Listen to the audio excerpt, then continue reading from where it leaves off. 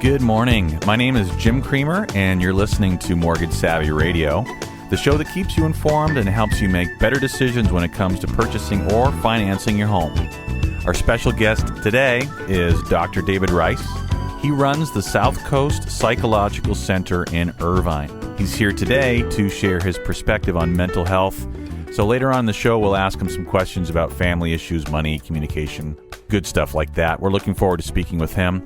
We also have another great featured property with an open house tomorrow. I know for the last couple of weeks, our featured property open house has been on Saturday, so please make a note that this week's featured property is on Sunday, tomorrow, between 1 and 4 p.m. So when you're done with your Sunday service or your Sunday brunch, be sure to check it out. We'll also tell you about it later on in the program, but like usual, if you can't wait and you want to check it out right now, you can go to our Facebook page at facebook.com/Swift Loans, where you'll find pictures, website links, and contact information. We'll also get to some listener questions here in a bit. You can post your questions on our Facebook page, again, facebook.com/Swift Loans, or you can send an email to radio@jimcreamer.com. And if we read your question on the show, we'll send you a nice gift from one of our local shops here in town. Either way, please post your questions. We'll be sure to answer them.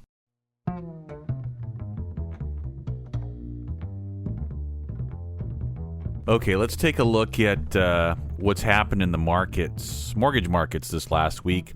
The Freddie Mac average 30-year fixed rate up slightly to 3.59% from 3.55 last week and 3.49 the week before. Rates are still great. I mean, we had a little bit of a roller coaster ride this week with rates on Thursday, probably our biggest news day of the week.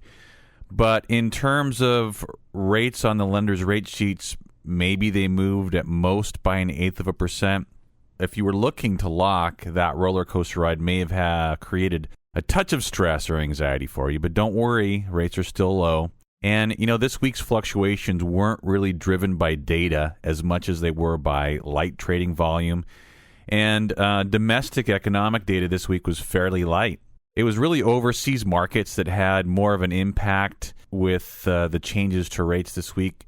Not that a lot happened news-wise, but that lenders and traders were guarded in anticipation of news. I think that the bottom line on Europe, in my opinion, is that it's not going to be fixed until it actually proves itself to be, and we're still a ways from that. Another bit of news that I read this week, I think it was in the Orange County Register, was that according to Zillow and some other real estate websites, data shows that housing prices have bottomed out.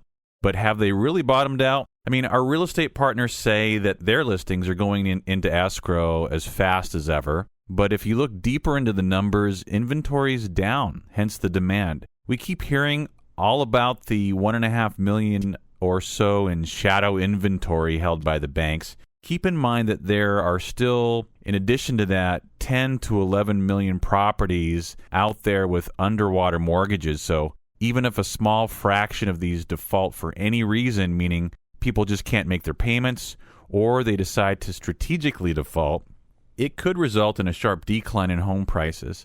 You know, I never believe the mainstream news anymore when it comes to this stuff. I mean, as an example, we're refinancing people we refinanced a year ago at Swift Loan Funding. And guess what? Many appraisals are still coming in lower than they did previously. And remember, appraisals are based on recent sales data. But rates are still good. I mean, the average 30-year fixed mortgage, according to Freddie Mac, is 3.59%. Our Swift Loan Funding 30-year fixed is almost zero cost still at 3.375. I mean, it's off by maybe $100 or so from last week. Not much. The APR is still 3.375. You can go ahead and actually check for yourself.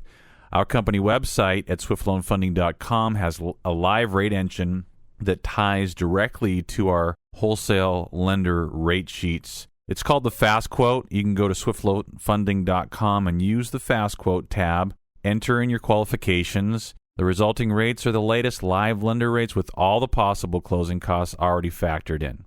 Okay. Before we get to Dr. Dave, let's actually get to a few listener questions. The first question is from Terry. She says, my husband and I want to purchase a home. However, he just switched jobs about 3 months ago. Is that going to be an issue? That's question number one from Terry. But she also says he owned a house before, and that was about 10 years ago. Are there still discounts for first-time home buyers? If so, would we qualify? I've never owned a home before. So there's two questions. Let me answer the first question about the job, Terry.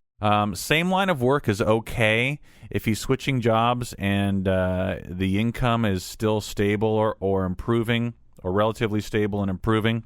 Same line of work is okay. As a side note, if you go from the same line of work as a self-employed person to a wage earner, that's okay. But if you go from a wage earner to a self-employed person, that's going to hurt you. You actually need a 2-year history of income as a self-employed person, preferably documented on your tax returns, because that's what the underwriters are going to look for. If not, it's going to be difficult to get underwritten based on your self-employed income. As far as first-time homebuyer discounts, it's not necessarily that you're getting discounts on rates as a first-time homebuyer. Sometimes you're getting more easy purchase qualifications as a first-time homebuyer. You are designated as a first-time homebuyer if you haven't owned a home in the last 3 years. So you guys would qualify as first-time homebuyers. There are programs out there for first-time homebuyers. FHA's got a great one. As a matter of fact, in terms of length of time since last owned property, FHA's rule is you just can't have another FHA loan. So if you just sold your house a year ago and you want to get into an FHA loan with 3.5% down, you can still do that as a first-time, kind of like a first-time home buyer. It's a great program, very flexible qualifications. Second question, not really a mortgage-related question, but David from our Facebook page posted a question. He wanted to know who's in the picture in the background from one of our pictures at the KOCI studio, picture that we posted on our Facebook page. First of all, David, thanks for visiting our Facebook page. I was going to say that that's a picture of George Harrison, but I asked our buddy Craig Carpenter about that, and he corrected me. He said that's a picture of Eric Clapton. Thanks again for going to the Facebook page and asking a question. We appreciate that.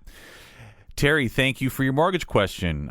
Keep an eye out on your email for information on your gift from us here at Mortgage Savvy Radio. If you have a question, post it up on our Facebook page at facebook.com/Swift Loans, or send me an email to radio@jimcreamer.com. If we read your question on the air, we'll send you a nice gift from one of our local shops or restaurants here in the Newport Mesa area.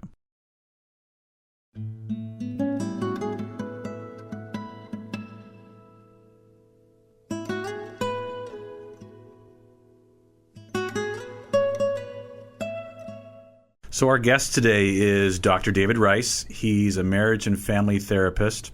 He's an actual doctor. So I know he's got the... I don't give shots. You have the MFT yes. designation, but you also have a PhD. Yes. I'm licensed as a marriage and family therapist. So how did you get started in this? Do you specialize on any particular type of person? Or No. I actually see couples, quite a few couples, teenagers. I actually was a youth pastor at one time. And I did that for 6 years, but I taught in the public school system before that, so I cut my teeth on teenagers and started seeing a lot of adolescents. And then, of course, when you see adolescents, you need to work with the parents because adolescents all have, as Bill Cosby used to say, all have brain damage. So you actually need to work with the parents and coach them through. And I love kids, and kids are great. So with your exposure as a youth pastor, is that where you decided to transition into a marriage and family therapist? Yes, I had friends that were therapists, and I started seeing the need. And I thought, well, you know what? I'm kind of doing that anyway. Why not create a practice out of that?